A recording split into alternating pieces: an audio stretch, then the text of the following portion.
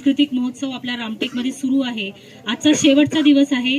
आजच्या या जी नौका स्पर्धा आपण या ठिकाणी आयोजित केली होती, आजच्या स्पर्धेकरता प्रामुख्याने उपस्थित आपल्या विधानसभा क्षेत्राचे सन्माननीय आमदार आशिषजी जयस्वाल सर, आजच्या या स्पर्धेकरता प्रामुख्याने माननीय जिल्हाधिकारी नागपूर यांच्या वतीने इथे उपस्थित कुशाल जैन सर, IAS अधिकारी आहे, परिवीक्षाधीन IAS अधिकारी, आणि पारशिवनीचे सध्या उपविभागीय अधिकारी म्हणून सरांनी आज चार्ज घेतलेला आहे।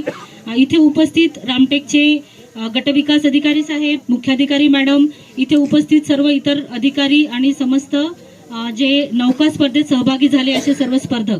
आज खूप आगळी वेगळी स्पर्धा या ठिकाणी आपण घेतलेली आहे। आपल्या भागाकरता ही खूप दुर्मिळ स्पर्धा आहे। आपण वेगवेगळ्या स्पर्धा घेत असतो, पण अशा प्रकारची बोटिंगची स्पर्धा मी पण पहिल्यांदाच पाहिली।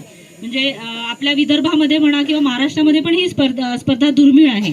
तर आपल्या या सांस्कृतिक महोत्सवामध्ये माझ्यामध्ये आपण कुठलाच भाग सोडलेला नाही। आताच आम्ही साहेबांसोबत चर्चा करत होतो की आपण हवेमध्ये ड्रोन उडवले, आपण फायर शो घेतला, पुष्पवृष्टी केली, त्यानंतर जमिनीवर आपले सगळे शो सुरू आहेत आणि आज आपण पाण्यात सुद्धा स्पर्धा घेतली। त्यामुळे सगळीकडे आपण सगळी सृष्टी आपण व्यापण्याचा प्रयत्न केलेला आहे।